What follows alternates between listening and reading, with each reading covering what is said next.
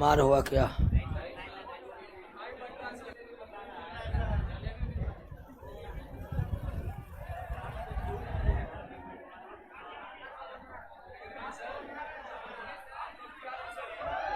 अरे हल्ला हल्ला मत करिए। नहीं, भीड़ है, इसी कारण हल्ला हो रहा है। आवाज आएगा। थोड़ा गला खराब हो गया है आज। बैठ जाइए।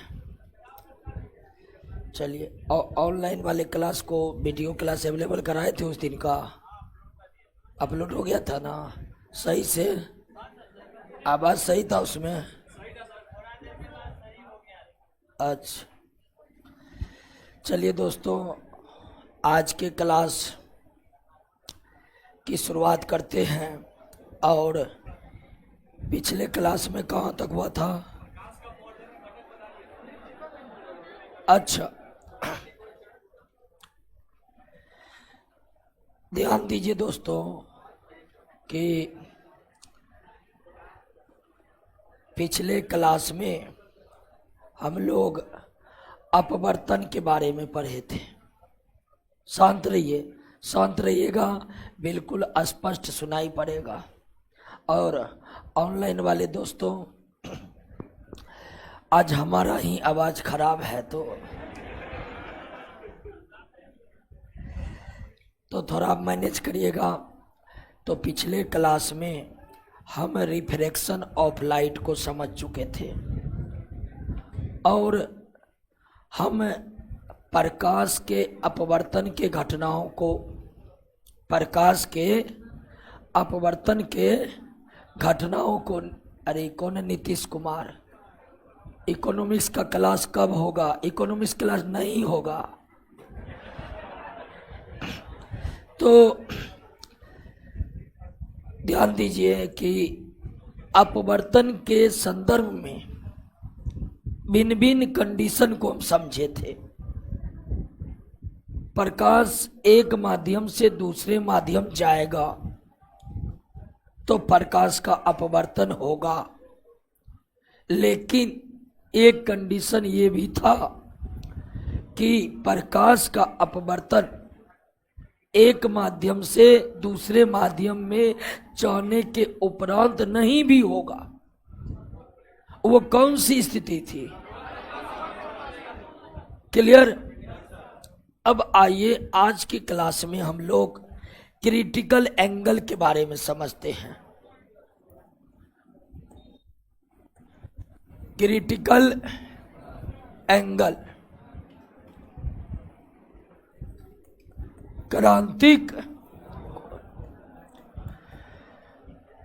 क्रांतिक कोण की अवधारणा। थोड़ा कमेंट सेक्शन को ठीक कर दीजिएगा।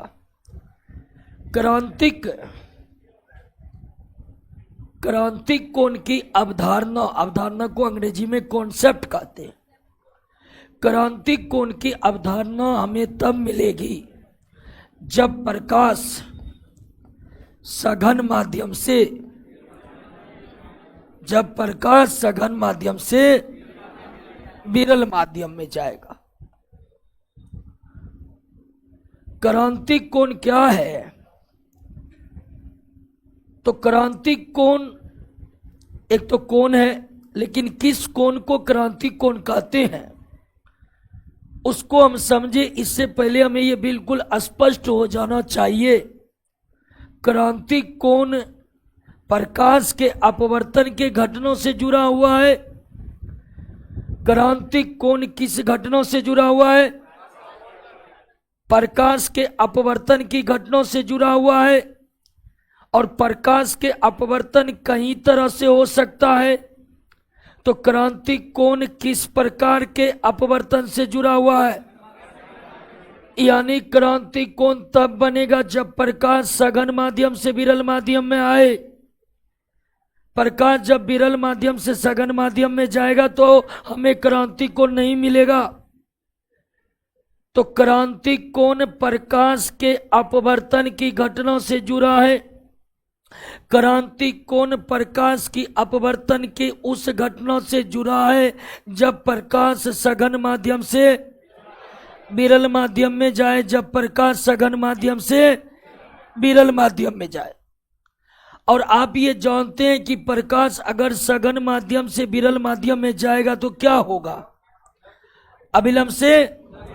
मान लीजिए दोस्तों कि एक माध्यम है हमारे पास, एक माध्यम है हमारे पास हीरा, और एक दूसरा माध्यम है क्या? कांच। और ये दोनों माध्यम को अलग करने वाली सतह है। एक माध्यम हमारा हीरा और एक दूसरा माध्यम कांच, और ये दोनों माध्यम को अलग करने वाली सतह। अब इन दो माध्यम में आपसे पूछा जाएगा सघन कौन है, तो सघन हीरा है और विरल कौन है? कांच। ऐसा क्यों? तो जिसका अपवर्तनांक जितना अधिक होगा वह उतना ही अधिक क्या होगा? सघन। जिसका अपवर्तनांक कम होगा वो क्या होगा? कांच और हीरा में, कांच और हीरा में हीरा सघन माध्यम है क्योंकि हीरा का अपवर्तनांक कांच से ज्यादा है, और कांच विरल माध्यम है क्योंकि कांच का अपवर्तनांक हीरा से कम है। जिस माध्यम का अपवर्तनांक जितना अधिक होगा वह माध्यम उतना ही ज्यादा सघन होगा और उसमें प्रकाश की चाल उतनी ही कम होगी। बात को ध्यान दीजिएगा। जिस माध्यम का अपवर्तनांक जितना अधिक होगा वह माध्यम उतना ही ज्यादा सघन होगा और उसमें प्रकाश की चाल उतनी ही कम होगी। जिस माध्यम का अपवर्तनांक जितना कम होगा वह माध्यम उतना ही ज्यादा विरल होगा और उसमें प्रकाश की चाल उतनी ही अधिक होगी। अब किस माध्यम में प्रकाश की किस माध्यम का अपवर्तनांक कितना है ये याद करने वाला विषय है। आपको बता दिए थे कि याद करने के लिए कर लिए हैं। और किसी भी तरह का भ्रम में नहीं रहिएगा कि बिना यादों कर ले हम नौकरी कर लेंगे। आज तक न कोई किया है न आप कर पाइएगा। जो याद करना है वो बिल्कुल करना है, और इसलिए करना है कि सब लोग करके बैठे हुए हैं। आप नहीं किए हैं तो आप बचे हुए हैं, इसलिए आप कर लीजिए। तो अपवर्तनांक सब याद कर लिए है ना। अपवर्तनांक आपको कई तरह के सवाल बनाने में मदद करेगा। जैसे कभी कभी 4 माध्यम दे देते हैं और कहते हैं किस माध्यम में प्रकाश की चाल कम है या किस माध्यम में प्रकाश की चाल अधिक है। किस माध्यम में प्रकाश की चाल कम है, किस माध्यम में प्रकाश की चाल अधिक है, ये केवल अपवर्तनांक की याद रहने पर ही हम बना पाएंगे। जिस माध्यम में जिस माध्यम का अपवर्तनांक अधिक होगा उसमें प्रकाश की चाल कम होगी, जिस माध्यम का अपवर्तनांक कम होगा उसमें प्रकाश की चाल अधिक होगी। तो कांच और हीरा 2 माध्यम है और ये अलग करने वाली सत्ता है। अब मान लीजिए दोस्तों कि प्रकाश की किरणें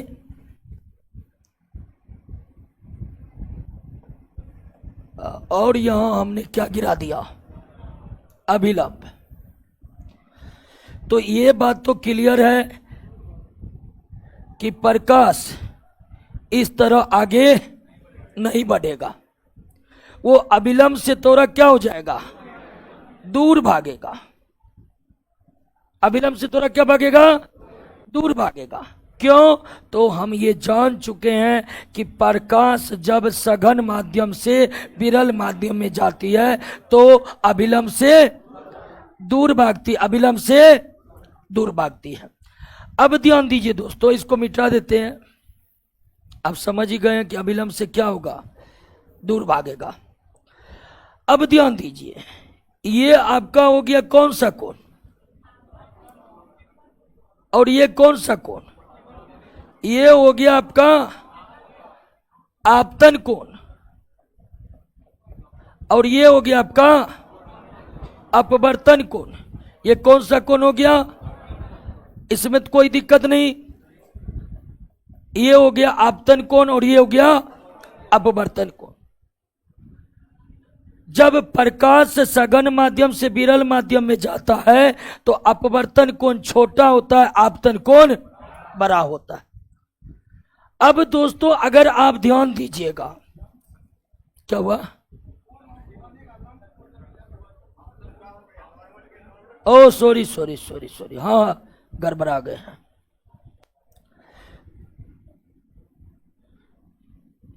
अभिलंब के साथ बनता है, सॉरी।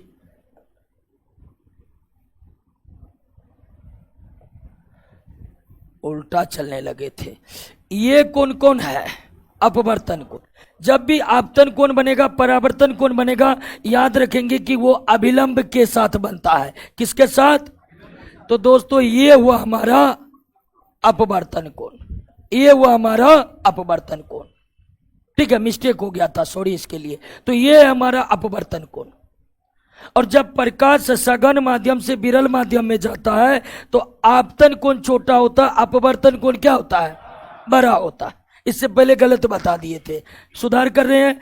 जब प्रकाश सघन माध्यम से विरल माध्यम में जाता है तो आपतन कोण क्या होता है? छोटा होता है। अपवर्तन कोण क्या होता है? बड़ा होता है। अब ध्यान दीजिए दोस्तों कि अगर हम इस आपतन कोण के मान को बढ़ा दें, आपतन कोण के मान को क्या करें, तो इसके साथ अपवर्तन कोण का भी मान क्या हो जाएगा? बढ़ जाएगा। अपवर्तन कोण का भी मान क्या हो जाएगा? अगर आपतन कोण का मान बढ़ा दें, आपतन कोण का मान बढ़ा दें तो अपवर्तन कोण का भी मान क्या हो जाएगा? बढ़ जाएगा। पहले यहां से यहां तक था, अब यहां से लेकर यहां तक हो जाएगा।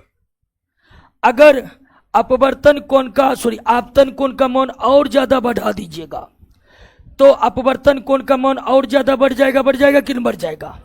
और अब आपका अपवर्तन कोण जो हो चुका है वो कितना का हो चुका है? 90 डिग्री का हो चुका है। कितना का हो चुका है? 90 डिग्री हो चुका है। अब अगर अपवर्तन कोण 90 डिग्री हो जाए, कितना हो जाए? तो आपतन कोण जो बना वही आपतन कोण आपका हो जाएगा क्या? क्या हो जाएगा? क्या हो जाएगा? तो क्रांतिक कोण एक प्रकार का आपतन कोण है। क्रांतिक कोण एक प्रकार का आपतन कोण है, लेकिन कोई भी आपतन कोण क्रांतिक कोण नहीं होगा। वही आपतन कोण क्रांतिक कोण होगा जिसके संगत वाले अपवर्तन कोण कितना है? 90 डिग्री। क्रांतिक कोण वो आपतन कोण है जिसके संगत अपवर्तन कोण का मान कितना? अगर अपवर्तन कोण 90 डिग्री हो गया तो उसके नीचे जो आपतन कोण है वो क्या कहलाएगा? क्रांतिक कोण कहलाएगा। समझे बात को? फिर से समझिए, फिर से समझिए दोस्तों।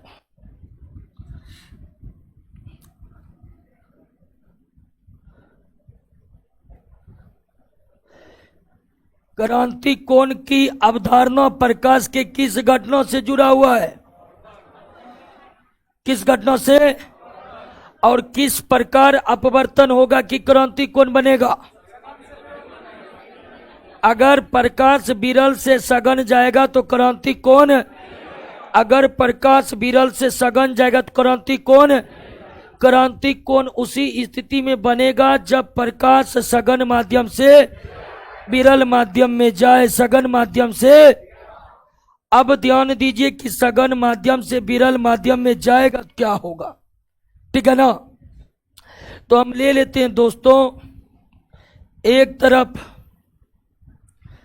तरफ हम मान लेते हैं, ले लेते हैं बर्फ, और दूसरा तरफ पानी। यहां पर पानी क्या है हमारा? सघन माध्यम होगा कि विरल? सघन होगा।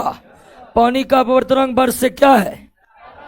पानी का अपवर्तनांक बर्फ से, तो निश्चित तौर पर आपका पानी क्या हो जाएगा? बर्फ के सामने कैसा माध्यम हो जाएगा? सघन। तो बर्फ का अपवर्तनांक पानी से कम होता है।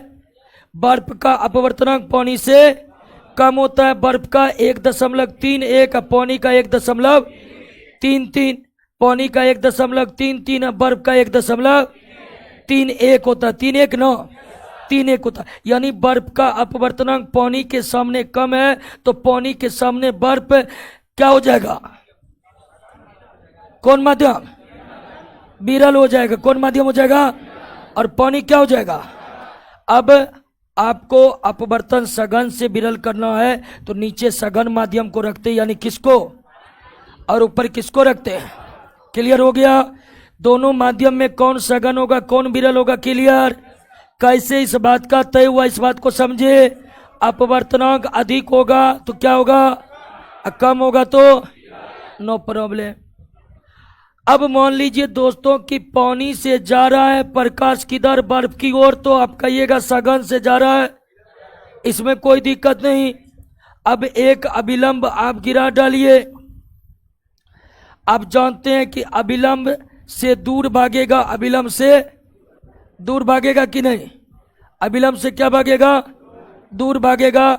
ये आपका क्या हो गया, अपवर्तन कोण। ये कौन हो गया आपका अपवर्तन कोण, और ये क्या हो गया, ये क्या हो गया दोस्तों, आपतन कोण हो गया। क्लियर।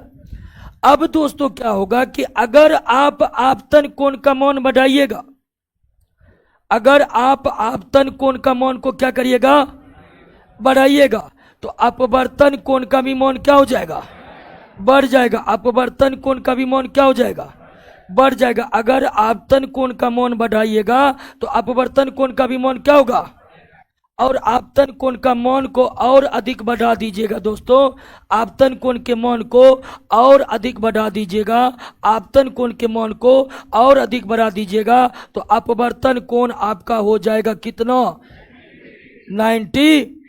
अपवर्तन कोण आपका हो जाएगा कितना, जब आपका अपवर्तन कोण 90 डिग्री हो जाए, जब अपवर्तन कोण आपका कितना हो जाए 90 डिग्री, तब जो आपतन कोण बनेगा उसी को क्या कहेंगे, उसी को क्या कहेंगे, तो क्रांतिक कोण एक ऐसा आपतन कोण है जिसके संगत अपवर्तन कोण का मान कितना, क्रांतिक कोण का मान, क्रांतिक कोण एक ऐसा आपतन कोण है जिसके संगत अपवर्तन कोण का मान कितना।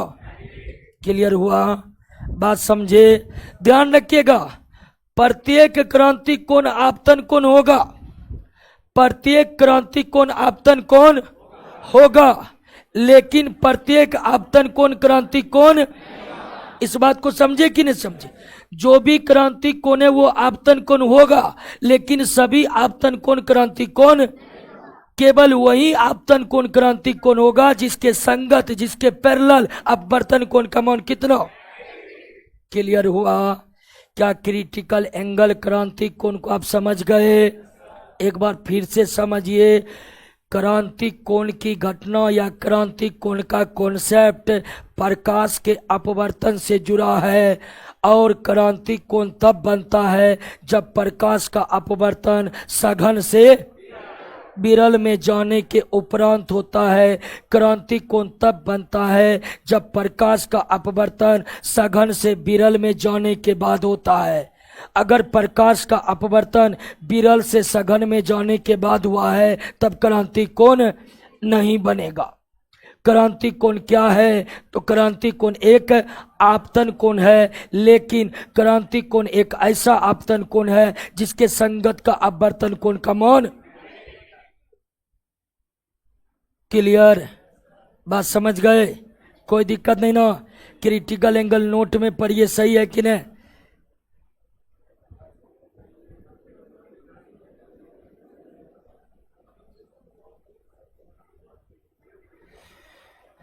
एक क्वेश्चन आ रहा है कि बार बार अभिलंब क्यों खींचते हैं, तो बिना अभिलंब खींचे प्रकाश के अपवर्तन के घटनाओं को ठीक से समझा नहीं जा सकता है।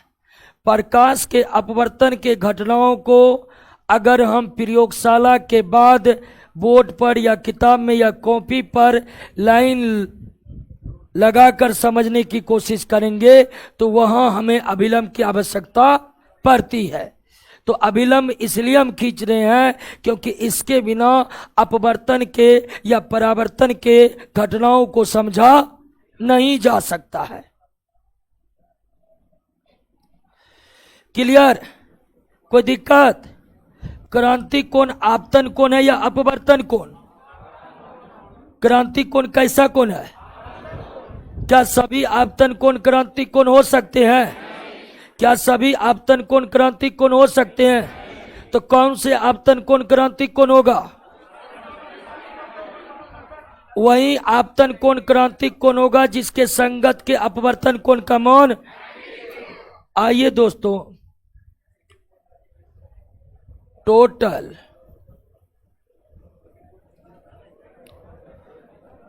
इंटरनल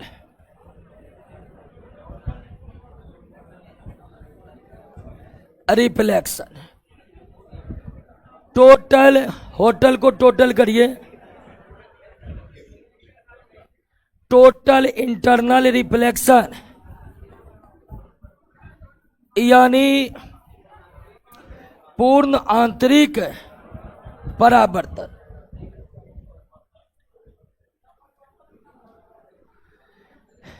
एक फिर देखिए, रूपा कुमारी कह रहा है कि अपवर्तन कोण का न क्रांतिक कोण कहेंगे। नहीं, आपतन कोण क्रांतिक कोण होगा। अगर अपवर्तन कोण का मान 90 डिग्री है तो निश्चित ही आपतन कोण कौन सा कोण होगा? क्रांतिक कोण होगा। क्या?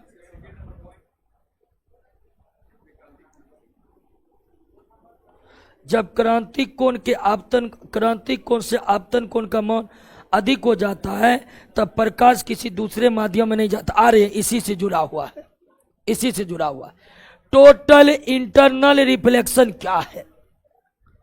तो टोटल इंटरनल रिफ्लेक्शन पूर्ण आंतरिक परावर्तन भी प्रकाश से संबंधित एक घटना है।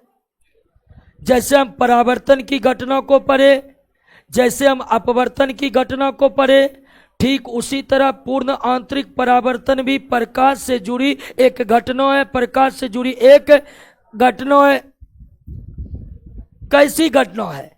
तो पूर्ण आंतरिक परावर्तन, टोटल इंटरनल रिफ्लेक्शन एक ऐसी घटना है जो दो शर्तों को पूरा करने के बाद पूरा होता है। पूर्ण आंतरिक परावर्तन, पूर्ण आंतरिक परावर्तन एक ऐसी प्रकाशीय घटना है जो दो शर्तों को पूरा करने के उपरांत ही घटित होती है, अन्यथा घटित नहीं होती। वो दो शर्त क्या है दोस्तों? वो दो शर्त है, आपतन कोण का मान क्रांतिक कोण से क्या हो, और जब ये क्रांतिक कोण की अवधारणा आ गई तो आप क्लियर है कह सकते हैं कि प्रकाश सघन माध्यम से किधर गमन करे। तो जैसे ही ये दो शर्त पूरा होगा तब घटित होगा क्या? पूर्ण आंतरिक परावर्तन। पूर्ण आंतरिक परावर्तन तब घटेगा जब प्रकाश किधर से किधर जाए? सघन से विरल जाए। और दूसरा शर्त क्या है? आपतन कोण बड़ा हो किससे? क्रांतिक कोण। समझ गए ना? क्रांतिक कोण वो आपतन कोण है जिसके संगत अपवर्तन कोण का मान कितना? 90 डिग्री। तो पूर्ण आंतरिक परावर्तन एक ऐसी घटना है जिसके घटित होने के लिए कितने शर्तों का पूरा होना जरूरी है? कितने? दो। और वो दो शर्त कौन कौन है? क्लियर? अब आइए इसको समझने का आप कोशिश करें। आप तो दोस्तों ये जान गए हैं कि इधर हीरा को रखे, इधर कांच को रखे।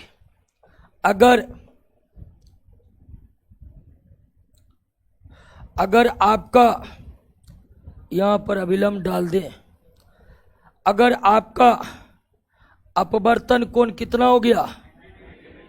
अपवर्तन कोण कितना हो गया? 90 डिग्री। तो निश्चित ही यह आपका क्या हो गया? ये क्या हो गया?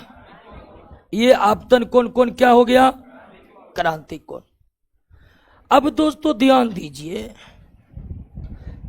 कि ये सघन माध्यम और ये विरल माध्यम और ये अभिलंब, अगर आप आपतन कोण का मान क्रांतिक कोण से क्या करा दीजिएगा? बड़ा।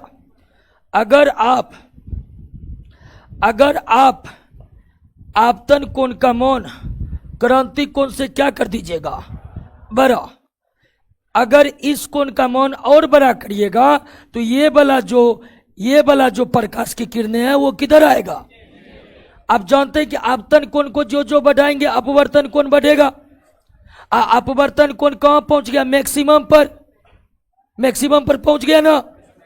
तो अगर आप क्रांति कोण को और थोड़ा सा आगे बढ़ा दीजिएगा तो ये प्रकाश की किरणें सीधे कहां आ जाएगी। तो अगर आपतन कोण, अगर यह आपतन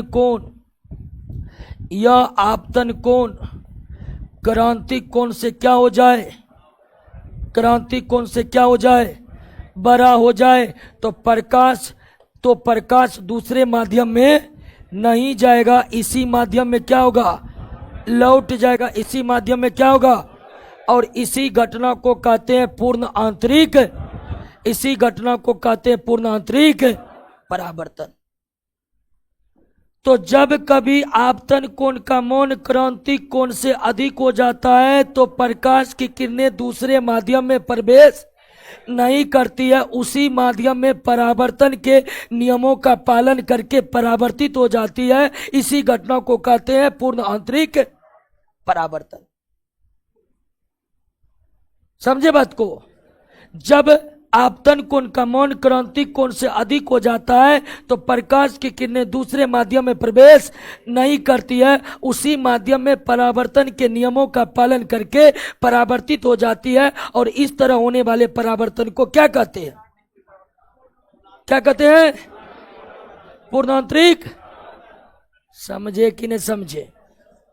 अब ऐसा क्यों हुआ, ऐसा इसलिए हुआ कि क्रांति कोण जब बना था तो अपवर्तन कोण कितना हो गया था, 90 डिग्री। आपतन कोण जब क्रांति कोण बना तो अपवर्तन कोण कितना, अब इसको और बढ़ाइएगा तो ये भी और बढ़ेगा, और 90 डिग्री से ज्यादा बढ़ेगा तो निश्चित तौर पर प्रकाश की किरणें नीचे आएगी कि नहीं, वो दूसरे माध्यम में नहीं जाएगी, इसी माध्यम में लौट जाएगी। क्लियर हो गया, बात समझे कि नहीं समझे। तो जब प्रकाश की किरणें सघन माध्यम से विरल माध्यम में जाती है तो आपतन कोण अगर क्रांति कोण से बड़ा हो गया तो प्रकाश दूसरे माध्यम में जाती ही उसी माध्यम में परावर्तन के नियमों का पालन करके क्या हो जाती है, परावर्तित हो जाती है। इस घटना को क्या कहते हैं, क्या कहते हैं। क्लियर, कोई दिक्कत। अब ध्यान दीजिए कि एक तरफ पूर्ण आंतरिक परावर्तन के घटना को आप समझ गए, और इससे पहले आप किस घटना को समझ चुके हैं, परावर्तन का। आप परावर्तन समझ गए हैं और आप पूर्ण आंतरिक परावर्तन भी समझ गए हैं, लेकिन इन दोनों में अंतर है।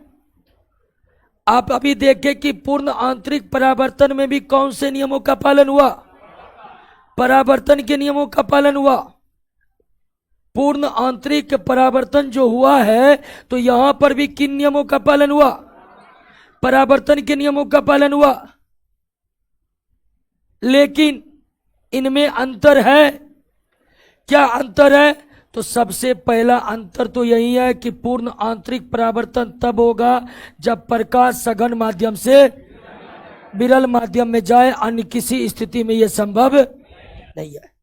जबकि परावर्तन के लिए ऐसा नियम नहीं है, परावर्तन के लिए ऐसा नियम है, प्रकाश किसी भी माध्यम से आ सकती है और टकराकर उसी माध्यम में लौट सकती है। यह घटना क्या है, तो पूर्ण आंतरिक परावर्तन के लिए शर्तें लागू है, और वो शर्त क्या है, ऐसा कोई शर्त परावर्तन में प्रकाश किसी भी माध्यम में सतह से टकराएगा तो उसका क्या होगा, लेकिन किसी भी माध्यम में टकराकर पूर्ण आंतरिक परावर्तन नहीं हो सकता है। पूर्ण आंतरिक परावर्तन केवल तब हो सकता है जब प्रकाश किधर से किधर जाए, जब प्रकाश किधर से किधर जाए। क्लियर हुआ।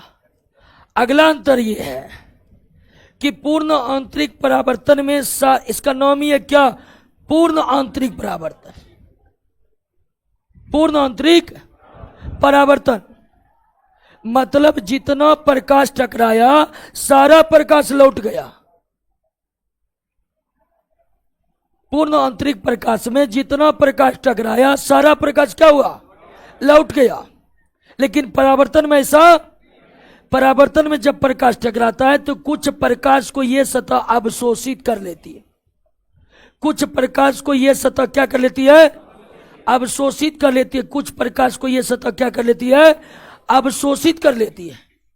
लेकिन इसमें प्रकाश का किसी भी तरह का अवशोषण, जैसे पूर्ण आंतरिक परावर्तन में भी प्रकाश इस सतह से टकरा रहा है लेकिन यहां पर कोई अवशोषण नहीं हो रहा है, यहां पर कोई अवशोषण। लेकिन यहां पर परावर्तन में कुछ प्रकाश के भाग को ये टकराई है जिस सतह से यह सतह क्या कर लेती है? अवशोषण। तीसरा अंतर कि पूर्ण आंतरिक परावर्तन बहुत तेज चमकते हैं क्योंकि सारा प्रकाश क्या हो गया है? लौट गया है। टोटल का टोटल प्रकाश टकरा कर लौट गया है। तो पूर्ण आंतरिक परावर्तन जहां पर होगा ना वो आपको तेज चमक पैदा करेगा, बहुत तेज चमक होती है। यानी पूर्ण आंतरिक परावर्तन तीक्ष्ण होती है, तीक्ष्ण। लेकिन परावर्तन उतने चमकते नहीं है। पूर्ण आंतरिक परावर्तन पूरा चमकते हैं लेकिन परावर्तन उतने चमकदार। पूर्ण आंतरिक परावर्तन का एक शर्त और है कि आपतन कोण क्रांति कोण से क्या होनी चाहिए, जबकि इस तरह का कोई शर्त परावर्तन में होना जरूरी। आपतन कोण कुछ भी हो परावर्तन होगा ही होगा टकराने के उपरांत। लेकिन पूर्ण आंतरिक परावर्तन का शर्त लागू है कि आपतन कोण क्रांति कोण से बड़ा होगा तभी होगा क्या? तो पूर्ण आंतरिक परावर्तन में निश्चित ही प्रकाश परावर्तन के नियमों का पालन करती है, लेकिन पूर्ण आंतरिक परावर्तन परावर्तन से अलग है। पूर्ण आंतरिक परावर्तन परावर्तन से अलग है। समझ गए? एक बार नजर दोहरा दीजिए।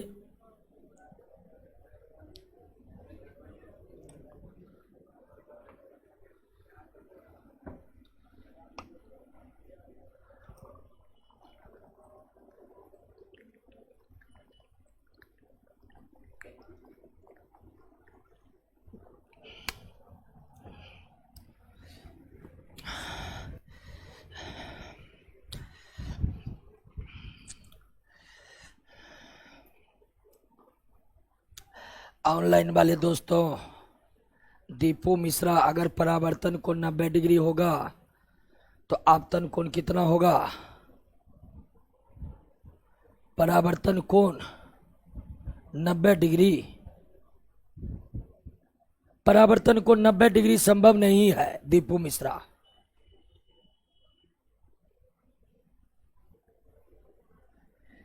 एक क्वेश्चन कर रहा है कि क्रिटिकल एंगल का मान फिक्स होगा? नहीं, माध्यम में परिवर्तन होगा तो क्रिटिकल एंगल का मान भी क्या हो जाएगा? बदल जाएगा। लेकिन क्रिटिकल एंगल का मैक्सिमम मान 90 डिग्री, कितना? 90 डिग्री होगा। क्लियर हो गया? कोई दिक्कत? पूर्ण आंतरिक परावर्तन समझ गए? परावर्तन और पूर्ण आंतरिक परावर्तन में कुछ अंतर है कि दोनों एक ही है? अंतर है ना?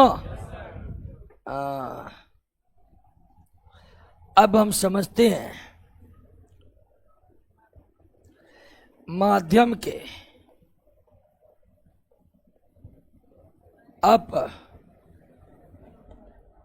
अपवर्तनांक। लाइन कट गया, अच्छा आ जाएगा। क्रांति कोण के बीच संबंध।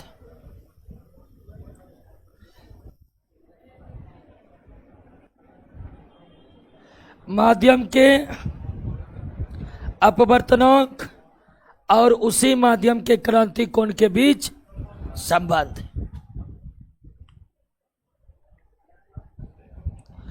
एक नंबर पॉइंट 2 में क्या दिक्कत है? आप समझे पॉइंट 2।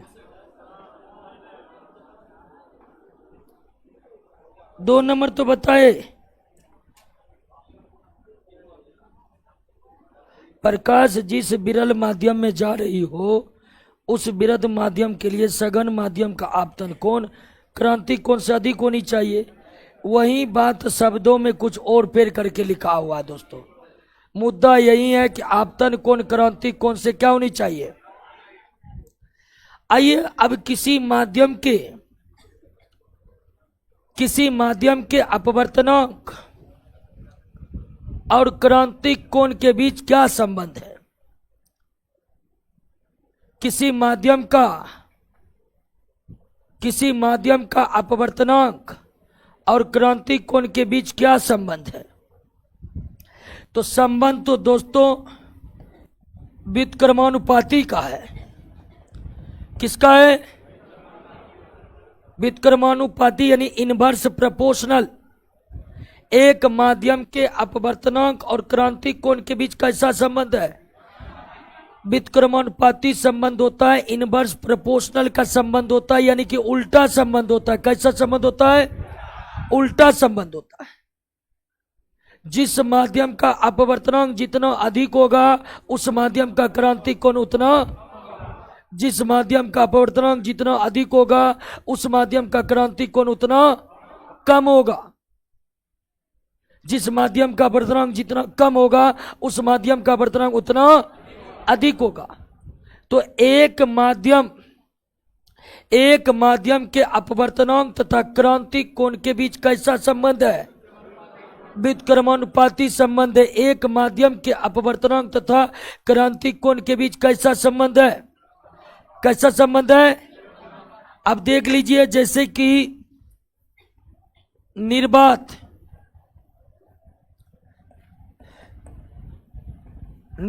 का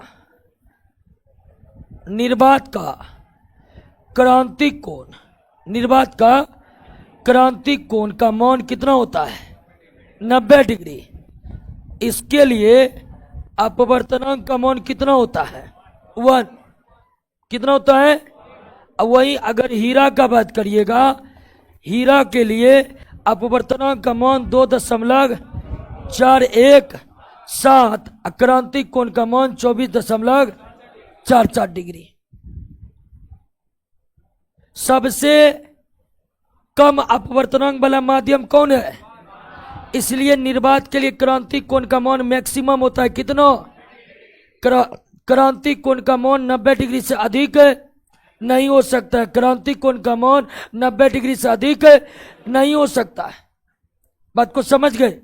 तो जिस माध्यम का अपवर्तनांक जितना कम होगा उस माध्यम का क्रांतिक कोण उतना अधिक होगा। हीरा का अपवर्तनांक सबसे ज्यादा होता है, सभी माध्यमों में सबसे ज्यादा अपवर्तनांक किसका? तो उसके लिए क्रांतिक कोण का मान सबसे कम। क्लियर बात समझ में आई? तो किसी माध्यम के क्रांतिक कोण अपवर्तनांक के बीच कैसा संबंध होता है? किसी माध्यम के क्रांतिक कोण और अपवर्तनांक के बीच कैसा संबंध होता है? व्युत्क्रमानुपाती संबंध का मतलब आप समझ रहे हैं ना? अपवर्तनांक जितना अधिक होगा क्रांतिक कोण का मान, किस माध्यम के लिए क्रांतिक कोण का मान मैक्सिमम होता है? किस माध्यम के लिए क्रांतिक कोण का मान न्यूनतम है? किस माध्यम के लिए अपवर्तनांक का मान न्यूनतम है? किस माध्यम के लिए अपवर्तनांक का मान महत्तम है? क्लियर हो गया? अब देखिए कि क्रांतिक कोण और अपवर्तनांक के बीच संबंध बताने के लिए एक फॉर्मूला भी है। n बराबर 1/sin c, जहां n क्या है? माध्यम का अपवर्तनांक और c है दोस्तों क्या? c दोस्तों क्या है? अपवर्तनांक और माध्यम के, एक ही माध्यम के अपवर्तनांक और उसी माध्यम के क्रांतिक कोण के रिलेशन कुछ इस तरह से होते हैं। n बराबर 1/sin c, जहां n आपका क्या है और c क्या है? और इस फॉर्मूला के आधार पर कभी कभी न्यूमेरिकल प्रश्न दे दिए जाते हैं जिसको आप हल कर सकते हैं। उदाहरण के लिए दोस्तों कि माध्यम के लिए क्रांतिक कोण 45 डिग्री है, तो उस माध्यम का अपवर्तनांक कितना होगा? माध्यम के लिए क्रांतिक कोण का मान कितना है? 45 डिग्री। तो उस माध्यम का अपवर्तनांक कितना होगा? तो फार्मूला क्या है दोस्तों? n बराबर 1/sin c, यही ना है। आपको निकालना क्या है? क्रांतिक कोण कितना है? तो n बराबर 1/sin 45 का मान 1/√2 ऊपर जाएगा तो बराबर √2 यानी 1.41। तो जिस माध्यम के लिए क्रांतिक कोण का मान 45 डिग्री होगा उस माध्यम का अपवर्तनांक कितना होगा? 1.41। क्लियर हुआ? बात समझ गए? कोई दिक्कत? पर ये तो एक प्रश्न आपके नोट में भी बनाया हुआ है। सिलेबस कब तक खत्म होगा? सिलेबस खत्म होने में 1.5 साल से ज्यादा लगेगा। हम झूठ कायल बोलेंगे जी। अगर जल्दी खत्म करना है, 1 साल के अंदर खत्म करना है तो 4 घंटा क्लास करना पड़ेगा, 2 बैच करना पड़ेगा। दोस्तों क्या करें, पढ़ा तो है ना, ऐसा नहीं ना क्लास में आकर। सिलेबस से इतना बड़ा है कि लेट लग जाता है। और हमारी कोशिश देखिए, हम सबको लेकर चलते हैं, हम सबको लेकर इस तरह चलते हैं कि देखिए ये तय है कि सबको नौकरी होना नहीं है, ये तय है। हम कितनों पढ़ा दे, मोटिवेट कर दे, ये कर दे, वो कर दे, सबको नौकरी होना संभव नहीं है, ये बात तय है। तो हमारा उद्देश्य ये है कि पढ़ाई की गुणवत्ता को कुछ इस तरह से आपके सामने परोसा जाए कि आप नौकरी में सफल हो, आप टीचिंग लाइन में अपना करियर बना सके, आप पत्रकारिता के क्षेत्र में अपना करियर बना सके। तो इस व्यू से भी हम ज़्यादा से ज़्यादा डिस्क्राइब करने की कोशिश करते हैं कि अगर नौकरी किसी कारणवश से लसक रहा है, नहीं हो पा रहा है, तो एक दूसरा करियर आपके विकल्प में होना ही चाहिए। और ये बात हम सबको कहते हैं कि जब भी आप जनरल कंपटीशन का पढ़ाई कर रहे हैं, तैयारी कर रहे हैं, तो एक माइंड रखिए कि अगर बाय चांस किसी कारणवश से नौकरी नहीं निकला तो हम कम से कम इतना काबिल बन जाए कि टीचिंग फील्ड में भी अपना करियर स्टार्ट कर सके। टीचिंग फील्ड में हम प्राइवेट टीचिंग की बात कर रहे हैं जिसमें आप मोटा पैसा कमा सकते हैं। सरकारी में तो वही 40,000 महीना, 50,000 महीना मिलता है, उससे तो आप लोगों का कुछ होने जाने वाला नहीं है। इस बात को हम समझ रहे हैं।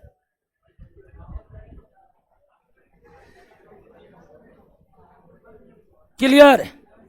कोई दिक्कत? अब आइए दोस्तों, पूर्ण आंतरिक, रोहन कुमार का इकोनॉमिक्स नहीं होगा, अरे होगा, सब कुछ होगा जी, काहे नहीं होगा। ये कहिए कि हमको पढ़ाने में कोई दिक्कत, हमको पैसा मिलता, हम तो चाहते हैं कि ज्यादा से ज्यादा हमको क्लास मिले, तो हर चीज होगा। ठीक है, रोशन सर गुस्सा में अब कुछ बोल दिए होंगे, वो अलग बात है। आपसे पैसा लिए हैं सब कुछ पढ़ाने का, और सब कुछ पढ़ाएंगे, मरते दम तक पढ़ाएंगे दोस्तों। अभी गला खराब है, बोला नहीं जा रहा है, ऐसी स्थिति है, दवाई खा खा के पढ़ा रहे हैं।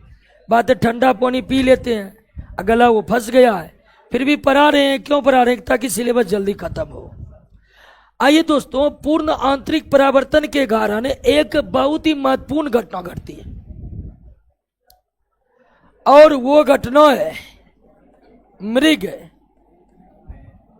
मरीचिका, जो एक प्रकार का दृष्टि भ्रम है। पूर्ण आंतरिक परावर्तन की घटना को समझ गए कि नहीं? पूर्ण आंतरिक परावर्तन के घटना के कारण प्रकृति में एक बेहतरीन घटना घटित होती है, और वो कौन सी है? मृग मरीचिका, जो एक प्रकार का क्या है? दृष्टि भ्रम, यानी आंखों का भ्रम। वास्तव में वो कुछ है नहीं, लेकिन आंखों को दिखता है कि यही है। अब मृग मरीचिका क्या है? तेज तपती धूप में, ध्यान दीजिएगा दोस्तों, तेज तपती धूप में, रेगिस्तान में तालाब होने का आभास होता है आंखों को। जब आप तेज धूप में रेगिस्तान में चलिएगा ना, तो आपको लगेगा आगे में एक तालाब है। आप खुशी के मारे उछल जाइएगा कि रेगिस्तान में हम तालाब खोज लिए हैं। आज तक कोई नहीं खोज पाया है, ना ही नासा खोज पाया, ना इसरो खोज पाया, और हम चलते चलते खोज लिए। लेकिन वास्तव में वहां कोई तालाब होता, लेकिन आंखों को दिखता है कि वहां तालाब है। तो तेज धूप में जब रेगिस्तान में चलते हैं तो कुछ दूरी पर तालाब होने का आभास दिलाता है, उसे ही क्या कहते हैं? जो एक प्रकार का क्या है? दृष्टि भ्रम। और ये घटना घटित होती है किसके कारण? प्रकाश के पूर्ण आंतरिक परावर्तन के कारण। अब कैसे, इसको समझिएगा दोस्तों।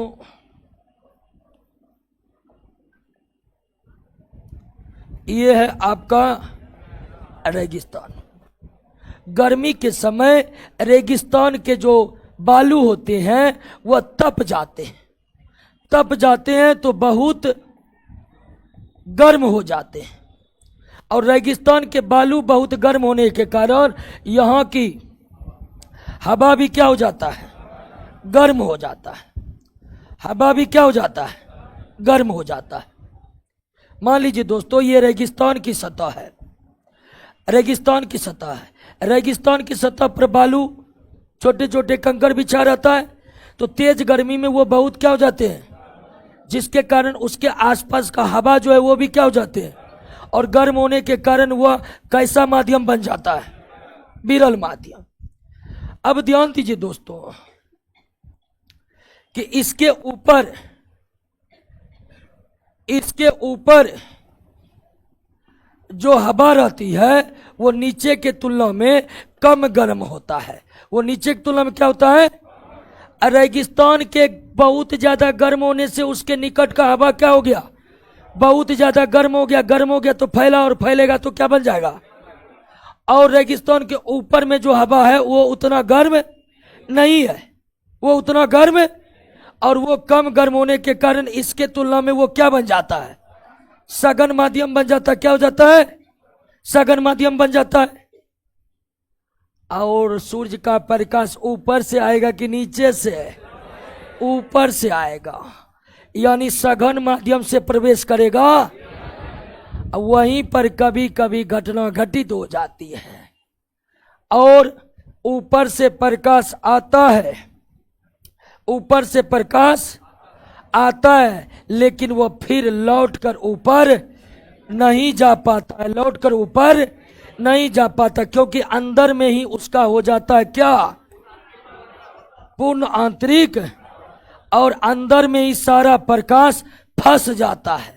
और सारा प्रकाश अंदर में फंस जाने के कारण वो झिलमिलाते रहते हैं, झिलमिलाते रहते हैं तो जमीन भी झिलमिलाते रहते हैं, जमीन भी झिलमिलाते रहते हैं, तो दूर से किसी को लगता है कि पानी है इसलिए झिलमिला रहा है, लेकिन वास्तविकता कुछ और है।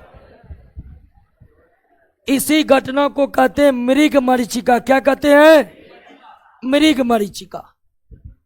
तेज धूप में कभी कभी आप सड़क पर चलिएगा ना, तो सड़क भी आगे आपको झिलमिलाते नजर आएगा। उसका भी कारण है पूर्ण आंतरिक। हुआ कि ऊपर का हवा कम गर्म है, जिसके कारण वो सघन बना हुआ है। अब पृथ्वी के निकट का हवा बहुत गर्म है, जिसके कारण वो क्या बना हुआ है? ऊपर से सूर्य की प्रकाश जो नीचे आ रहा है, तो वो सघन से किधर आ रहा है? और सघन से विरल में आते वक्त उसका नीचे में क्या हो जा रहा है? पूर्ण आंतरिक परावर्तन। पूर्ण आंतरिक परावर्तन होगा तो प्रकाश ऊपर नहीं जाएगा, नीचे में ही फरफराते रहेगा। और नीचे में प्रकाश फरफरा रहा है तो आपको लगता है झिलमिला रहा है। बात समझे कि नहीं समझे? कोई दिक्कत? पूर्ण आंतरिक परावर्तन के कारण किस तरह से मृग मरीचिका की घटना घटित हुई, इस बात को समझे। पूर्ण आंतरिक परावर्तन जहां एक तरफ तेज गर्मी में दिखाई मृग मरीचिका एक तरफ जब तेज गर्मी में दिखाई देती है, यह मृग मरीचिका तेज ठंड में भी दिखाई देती है। बहुत तेज ठंड और कोहरे वाली सुबह जब आप पनियों जहाज को देखिएगा, बहुत दूर से आपकी तरफ आएगा तो लगेगा पनियों जहाज आएगा और ऊपर उड़ेगा। बात समझे कि नहीं समझे? फिर से समझिए। पनियों जहाज ठंडे ऋतु, कैसा ऋतु? और कोहरा से भरा हुआ है। कोहरे से भरे ठंडे ऋतु में जब आप समुद्र में दूर से आती हुई जहाज को देखिएगा ना, तो आपको लगेगा कि जहाज आएगा आएगा आएगा, सीधे ऊपर उड़ जाएगा। यानी जहाज आपको सीधा आते हुए नहीं दिखेगा, जहाज आपको कैसा दिखेगा? यह भी एक प्रकार का दृष्टि भ्रम है जो पूर्ण आंतरिक परावर्तन के घटना के कारण घटित होती है। कोहरे वाली सुबह दूर आती समुद्री जहाज को देखने पर ऐसा प्रतीत होता है मानो वो कुछ इस प्रकार आई है कि ऊपर हवा में उड़ेगा, लेकिन वास्तविकता तो ये है कि वो पानी पर चल रहा होता है। लेकिन आंखों को भ्रम उत्पन्न हो जाता है कि अब जहाज कुछ इस तरह से ऊपर उड़ जाएगा। इसे कहते दृष्टि भ्रम। और ये घटना भी घटित होती है पूर्ण आंतरिक परावर्तन के, ये घटना भी घटित होती है पूर्ण आंतरिक परावर्तन के। क्लियर? बात समझ गए?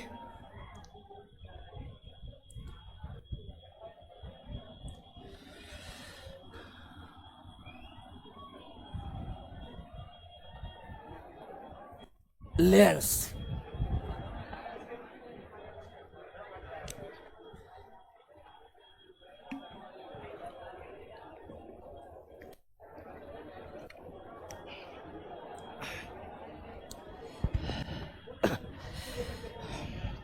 भोज हो रहा है क्या?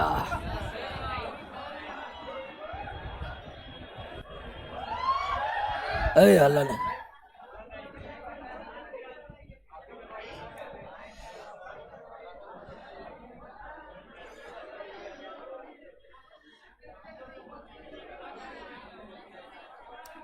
लाइन आज बहुत कट रहा, लेकिन नहीं।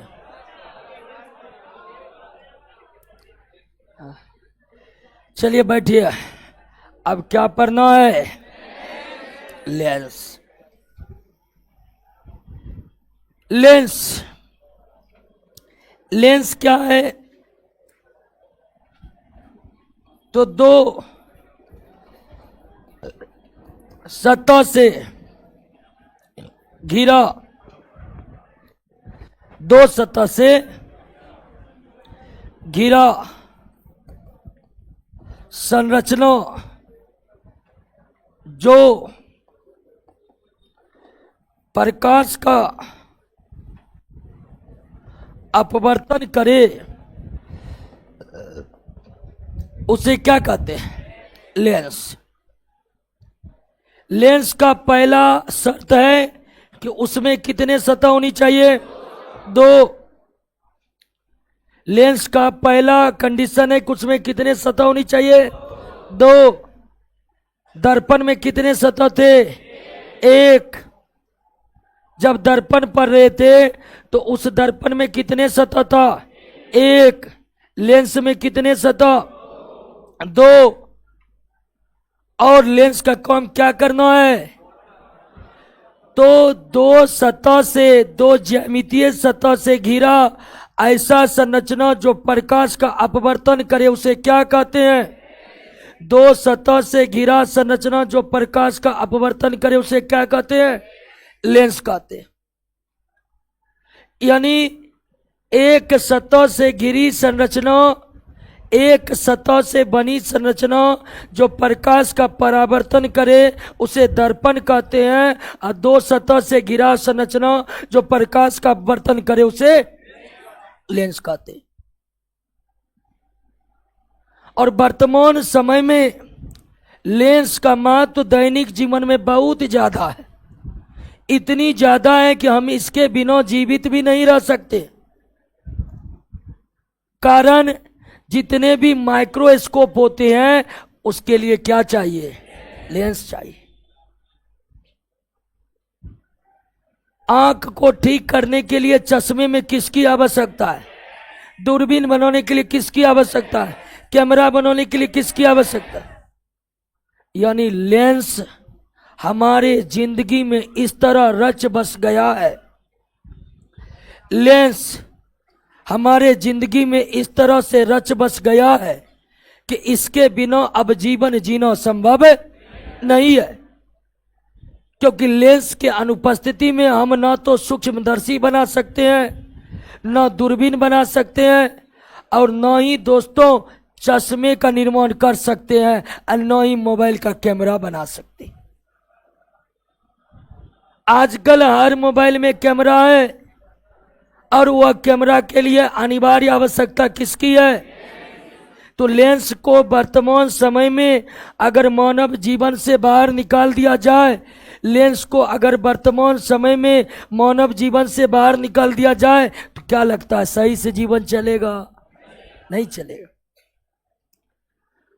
आपके पास लेंस नहीं रहेगा तो आप माइक्रोस्कोप नहीं बना पाइएगा, माइक्रोस्कोप नहीं बना पाइएगा तो वायरस और बैक्टीरिया पर रिसर्च नहीं कर पाएंगे।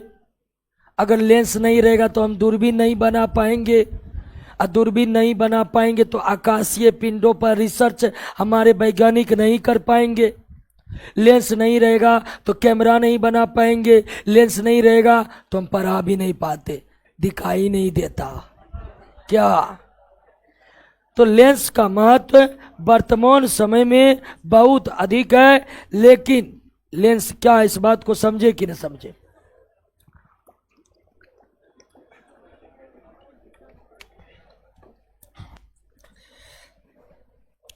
क्लियर? अब लेंस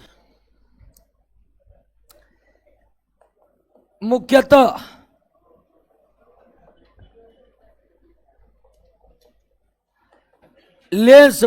कितने प्रकार के होते हैं? दो प्रकार के, कॉन्वेक्स और कॉनकेव। कॉनकेव यानी क्या? अवतल। लेंस मुख्यतः कितने प्रकार के?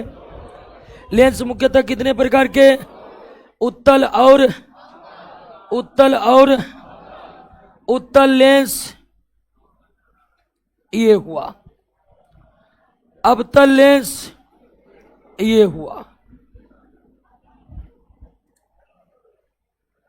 तो लेंस मुख्यतः दो प्रकार के होते हैं, उत्तल और।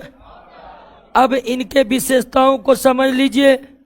उत्तल लेंस प्रकाश को परावर्तित करके एक बिंदु पर क्या कर देते हैं? केंद्रित कर देते हैं। एक बिंदु पर क्या कर देते हैं? केंद्रित कर देते हैं। उत्तल लेंस प्रकाश को एक बिंदु पर क्या कर देते हैं? केंद्रित कर देते हैं, जिसके कारण इसे क्या कहते हैं? कॉन्वर्जिंग कहते हैं। क्या कहते हैं? यानी हिंदी में क्या कहते हैं? अभिसारी। वही अगर अवतल लेंस की बात करिएगा तो अवतल लेंस प्रकाश की किरणों को क्या करते हैं? फैला देते हैं। प्रकाश की किरणों को क्या करते हैं? फैला देते हैं। प्रकाश की किरणों को क्या करते हैं?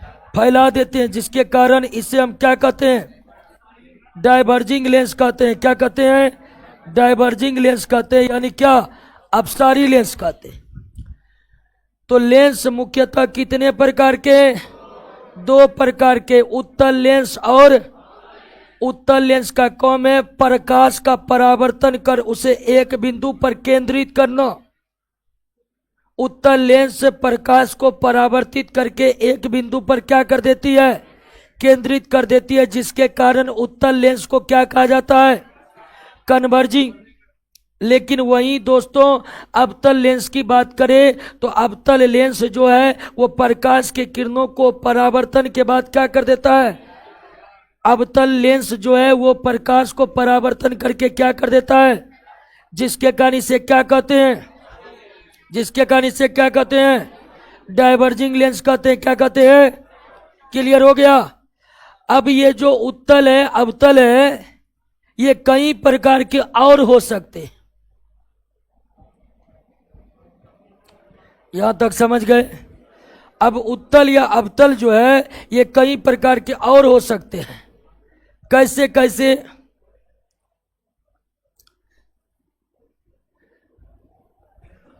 एक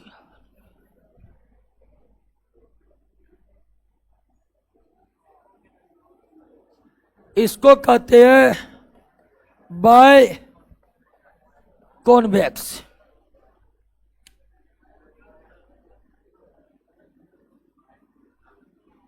इसको कहते हैं प्लानो कॉन्वेक्स।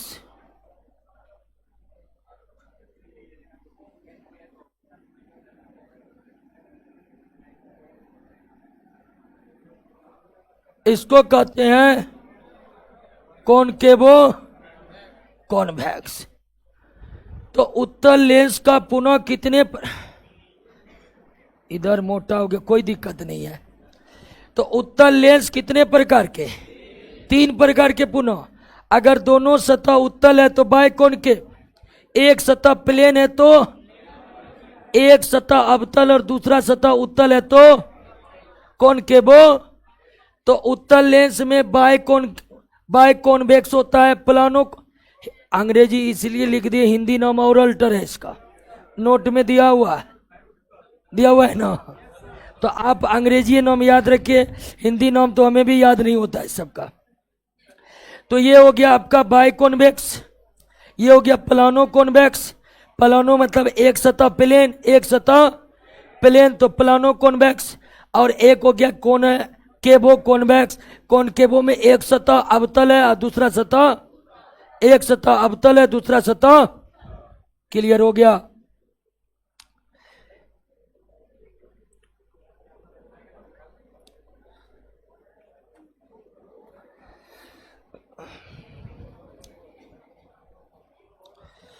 अब अवतल लेंस भी कितने तरह का, अवतल लेंस भी कितने तरह का, 3 तरह का। अड्डा देश को बना लिए,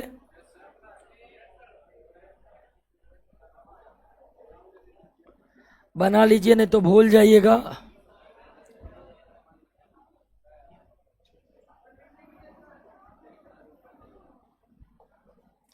अब अवतल में देखिए,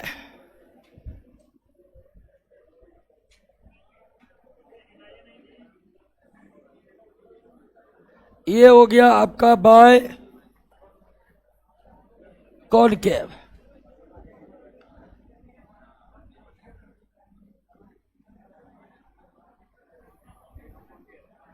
ये हो गया आपको प्लानो कॉनकेव,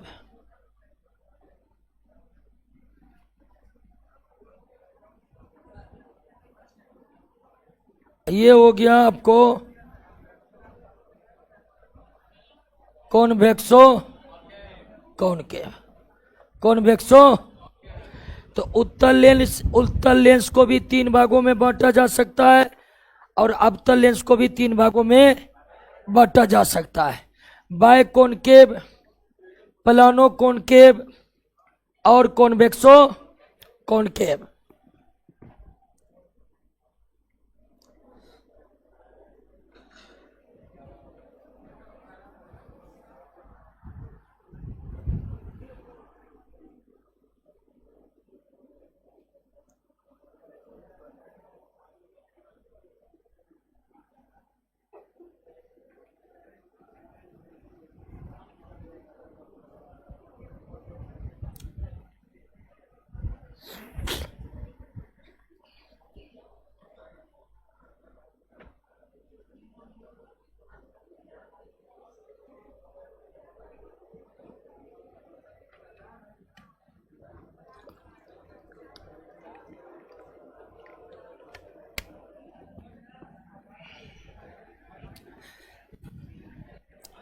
क्लियर।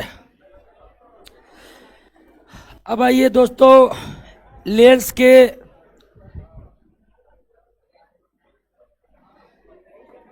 के विभिन्न भागों को समझने का कोशिश करते हैं। हल्ला कम कीजिए।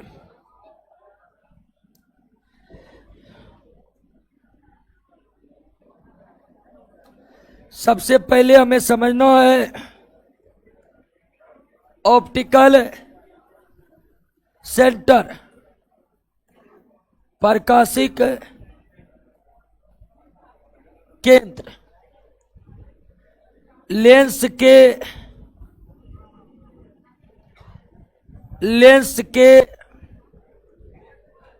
मध्य बिंदु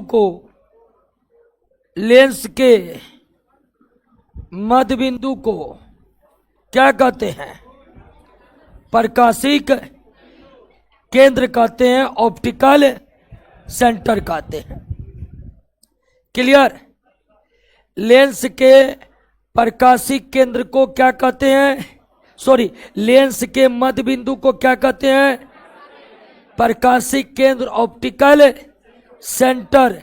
लेंस के मध्य बिंदु को लेंस का ऑप्टिकल सेंटर कहा जाता है। और इसको किसमें इंडिकेट किया जाता है? लेंस के मध्य बिंदु को क्या कहा जाता है? ऑप्टिकल सेंटर कहा जाता है। उसे क्या किसमें सूचित किया जाता है? क्लियर हो गया। अब ध्यान दीजिए दोस्तों, ऑप्टिकल सेंटर से होकर जाने वाली रेखा को, ऑप्टिकल सेंटर से होकर जाने वाली रेखा को क्या कहते हैं? प्रिंसिपल प्रधान। लेंस के मध्य बिंदु को क्या कहते हैं? ऑप्टिकल सेंटर से होकर जाने वाली सीधी रेखा को, ऑप्टिकल सेंटर से होकर जाने वाली सीधी रेखा को प्रिंसिपल एक्सिस कहते हैं। क्या कहते हैं? तो ऑप्टिकल सेंटर क्या है, प्रिंसिपल एक्सिस क्या है, समझ गए। ऑप्टिकल सेंटर किसे कहते हैं? लेंस के मध्य बिंदु को, ऑप्टिकल सेंटर से होकर जाने वाली रेखा को क्या कहते हैं? ऑप्टिकल सेंटर से होकर जाने वाली रेखा को क्या कहते हैं? क्लियर।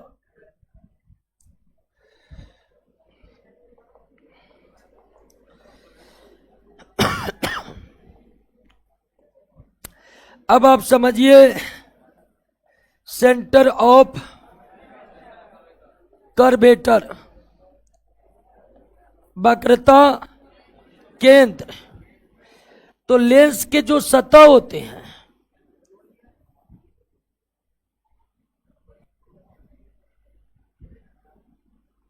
लेंस का जो सतह होते हैं, ये सतह कोई न कोई गोला के क्या होते हैं? भाग होते हैं। लेंस के जो सतह होते हैं वो किसी न किसी गोला के क्या होते हैं? भाग होते हैं। किसी न किसी गोला के क्या होते हैं? भाग होते हैं। लेंस का दोनों सतह जिस गोला का भाग होता है उस गोले को, केंद्र को हम क्या कहते हैं? वक्रता। लेंस का दोनों सतह जिस गोला का भाग होता है उस गोले के केंद्र को ही क्या कहते हैं? वक्रता। और लेंस में दो वक्रता केंद्र होते हैं। कितने? दर्पण में कितने वक्रता केंद्र? एक, क्योंकि दर्पण में सतह कितना था? चूंकि लेंस में कितने सतह? दो सतह, इसलिए लेंस में कितने वक्रता केंद्र? दो वक्रता केंद्र। तो लेंस के जो दोनों सतह होते हैं वो कोई न कोई गोला का हिस्सा होता है। लेंस का जो दोनों सतह होता है वो कोई न कोई गोला का हिस्सा होता है। और उस गोले के केंद्र को लेंस का वक्रता केंद्र कहते हैं। और चूंकि लेंस में दो सतह होते हैं तो लेंस में कितने वक्रता के? कायदे से इधर वाला को 1, इधर वाला को 1, इधर वाला को 2, यानी बाएं वाला को C1 लिखते हैं, दाएं वाला को C2 लिखते हैं। क्लियर हो गया। वक्रता केंद्र समझे, ऑप्टिकल सेंटर समझे, प्रिंसिपल एक्सिस समझे, कोई दिक्कत नहीं ना।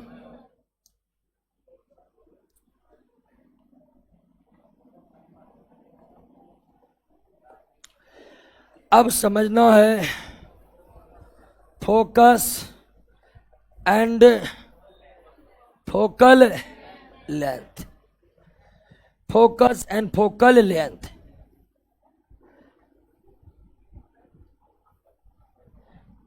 इस बिंदु को क्या कहेंगे जी? ऑप्टिकल।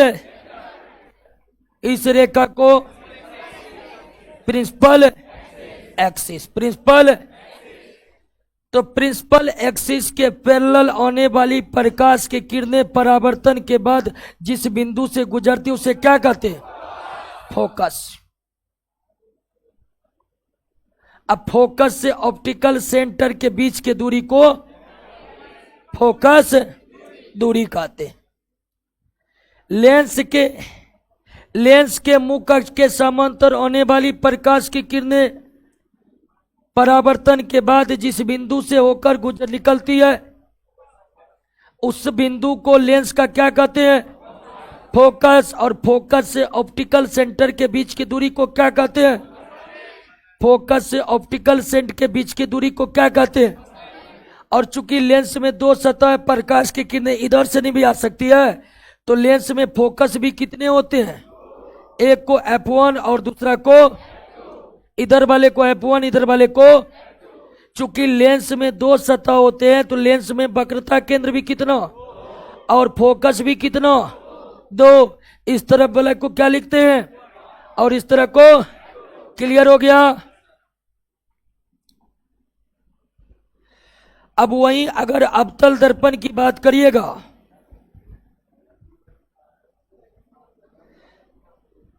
तो अवतल दर्पण में दोस्तों यहां पर मान लेते हैं ऑप्टिकल सेंटर है, तो अवतल दर्पण प्रकाश की किरणों को क्या करता है? क्या करता है? तो जिधर से हमें प्रकाश की किरणें आती हुई नजर आएगी उसे हम क्या कहेंगे? तो चूंकि अवतल लेंस प्रकाश की किरणों को क्या कर देते हैं? फैला देते हैं, तो मुख अक्ष के समांतर आने वाली प्रकाश की किरणें अपवर्तन के बाद फैल जाती है। तो फैली हुई प्रकाश की किरणें मुख अक्ष के जिस बिंदु पर आती हुई नजर आती है उसी बिंदु को अवतल लेंस का क्या कहते हैं? और ठीक इस तरफ से प्रकाश गया तो फोकस इस तरफ, और इस तरफ से प्रकाश आएगा तो फोकस इस तरह। F1 और F। समझ गए? कोई दिक्कत? लेंस के सारे हिस्से को समझ गए? लेंस के मध्य बिंदु को लेंस का ऑप्टिकल सेंटर कहते हैं। लेंस के मध्य बिंदु को लेंस का ऑप्टिकल सेंटर कहते हैं। कोई दिक्कत? ऑप्टिकल सेंटर से होकर जाने वाली रेखा को फोकस, और फोकस दूरी किसे कहेंगे? क्लियर? लेंस में कितने मुख्य फोकस होते हैं? लेंस में कितने वक्रता केंद्र होते हैं? लेंस में वक्रता केंद्र दो होते हैं लेकिन दर्पण में एक होते हैं। ऐसा क्यों? ऐसा इसलिए कि दर्पण में एक ही सतह होते हैं, लेंस में दो सतह होते। क्लियर? अब हम समझेंगे प्रतिबिंब बनने की घटना। प्रतिबिंब बनने की घटना। और प्रतिबिंब भिन्न भिन्न तरह का बनाता है, केवल उत्तल अवतल। अवतल तो बेचारा देख रहे नहीं क्या कर रहा है, फैला रहा है। तो क्लास को यहीं पर ब्रेक दे। बैठिए, पहले लड़की लोग को निकलने दीजिए। और भीड़ है, भीड़ में रुकना नहीं है। और भीड़ बहुत ज्यादा है, आप लोगों का जिम्मेदारी है, सारा लड़की सुरक्षित निकलना चाहिए।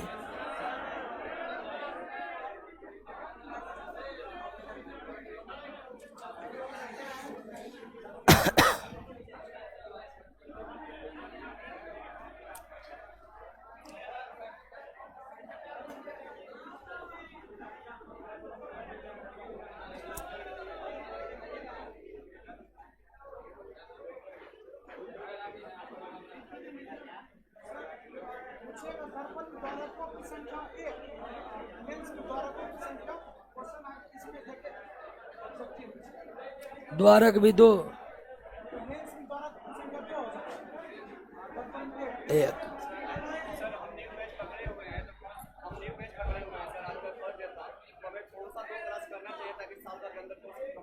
कोई एक दूसरा बैच ले लीजिए।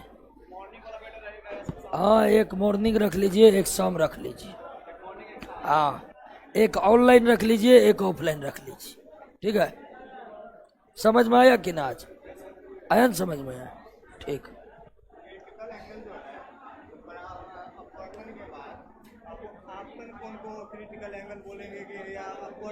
नहीं, आपतन कौन को? निचला वाला को।